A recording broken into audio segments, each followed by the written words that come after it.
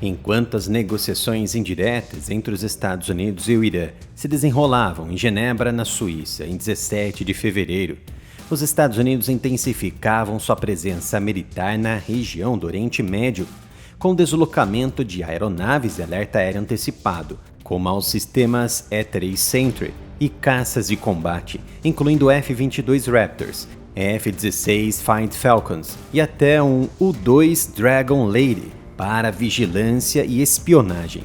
Esses movimentos, rastreados por observadores e voos online, incluíam reposicionamento de ativos da Força Aérea Americana, baseados no Reino Unido, para mais perto do Oriente Médio, com o uso de bases como Mildenhall, no Reino Unido, e o envio de mais de 50 caças, como a F-35, F-22 e F-16, em um período de 24 horas. Paralelamente, os Estados Unidos posicionaram um grupo de ataque do porta-aviões USS Abraham Lincoln na região e anunciaram o envio do USS Gerald Ford, o maior navio de guerra do mundo, do Mar do Caribe para o Oriente Médio, criando uma rara postura de dissuasão com 2 porta-aviões. Esses deslocamentos foram interpretados como uma tática de coerção para pressionar Teherã durante as discussões, mas também como preparação para operações militares caso as negociações falhassem, com fontes familiarizadas indicando que os Estados Unidos estavam se preparando para semanas de ações, se o presidente Donald Trump ordenasse um ataque. As negociações em Genebra representaram a segunda rodada de diálogos indiretos entre os Estados Unidos e o Irã, mediadas pelo Oman, focadas principalmente no programa nuclear iraniano. A delegação americana foi liderada pelo enviado especial Steve Witkoff e pelo genro de Trump, Jared Kushner, enquanto o lado iraniano foi representado pelo ministro das Relações Exteriores, Abbas Araghchi.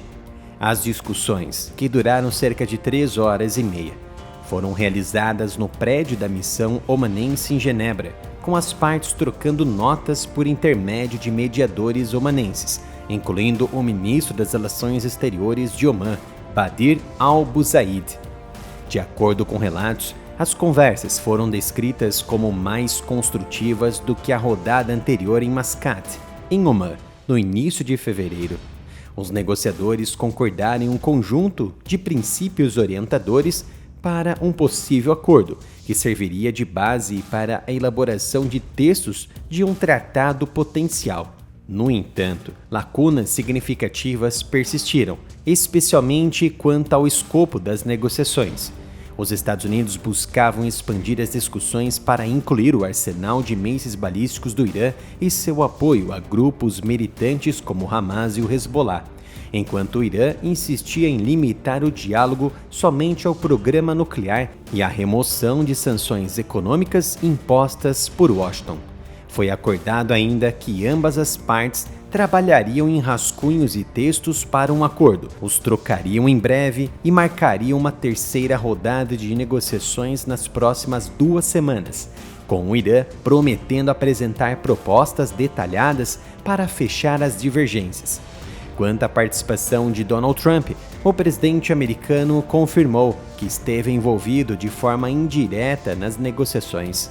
Em declarações a repórteres a bordo do Air Force One, na véspera das negociações, Trump afirmou: "Eu estarei envolvido nessas negociações indiretamente, e elas serão muito importantes."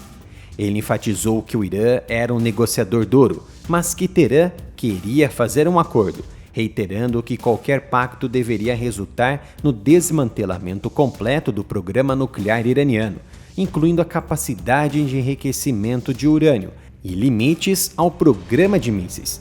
Trump autorizou o processo incremental de trocas diplomáticas, mas fontes indicaram que sua paciência poderia estar acabando, especialmente com os preparativos militares em ascensão na região.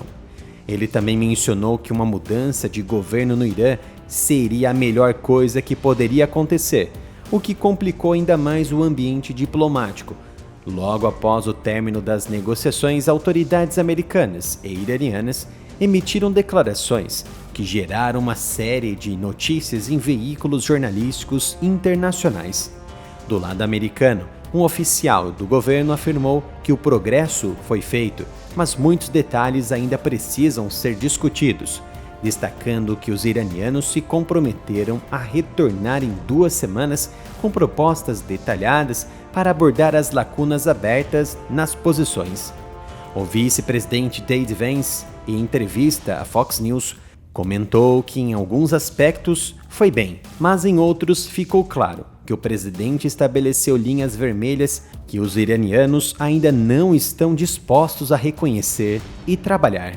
O secretário de Estado Marco Rubio, em visita à Hungria na véspera da reunião com o Irã, havia alertado que alcançar um acordo seria difícil, mas que os Estados Unidos estavam abertos a uma solução diplomática, enfatizando a complexidade das negociações.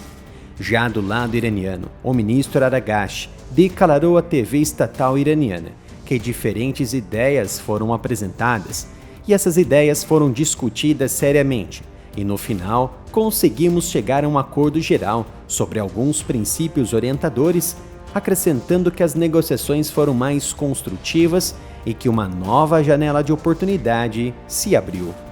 Ele reiterou que o Irã está preparado para defender-se contra qualquer ameaça, mas que a negociação poderia levar a uma solução sustentável. O presidente iraniano Massoud Pezeshkian afirmou que o Irã está aberto à verificação e não busca armas nucleares, reforçando que Teherã não aceitará zero enriquecimento de urânio em seu programa. Já o mediador omanense Al-Buzaid elogiou bom progresso em direção a identificar objetivos comuns e questões técnicas relevantes. Essas falas geraram manchetes como os Estados Unidos e o Irã fazem bom progresso em negociações de Genebra, diz ministro iraniano, no New York Times. Já no Le Monde, Irã e Estados Unidos concordam em princípios orientadores para acordo, dizem fontes iranianas. E na NBC News, os Estados Unidos e Irã exaltam progresso em negociações nucleares, enquanto o líder supremo alerta Trump sobre preparativos militares, destacando o otimismo cauteloso misturado à tensão militar. Os generais e comandantes iranianos, por sua vez, expressaram ceticismo e prontidão defensiva em relação às negociações, enfatizando uma postura de negociar com o dedo no gatilho. O líder Ayatollah Ali Khamenei, que exerce influência significativa sobre as Forças Armadas, emitiu alertas diretos durante as negociações, declarando em redes sociais que os americanos dizem: "Vamos negociar sobre sua energia nuclear. E o resultado da negociação deve ser que você não tenha essa energia. Se for esse caso, não há espaço para a negociação." E ameaçou ainda que o Irã possui armas mais perigosas do que um navio de guerra, capaz de afundar embarcações americanas no Golfo, como o porta-aviões Abraham Lincoln. No entanto, há uma questão sobre isso. Não é tão fácil afundar um porta-aviões. Em 2005, o SS America foi afundado intencionalmente durante um exercício classificado chamado Syncax, realizado no Atlântico, a sudeste de Cape Hatteras, em maio de 2005.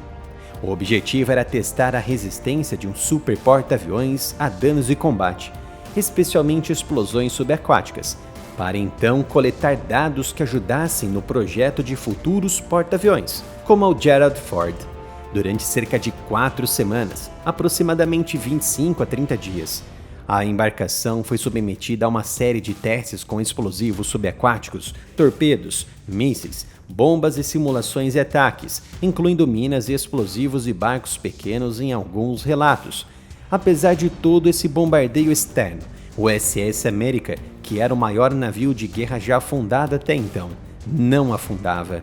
No final, a Marinha Americana precisou embarcar na embarcação e colocar cargas explosivas controladas internamente, com explosivos posicionados em pontos estratégicos do casco para abrir buracos e forçar o afundamento controlado. Isso ocorreu em 14 de maio de 2005.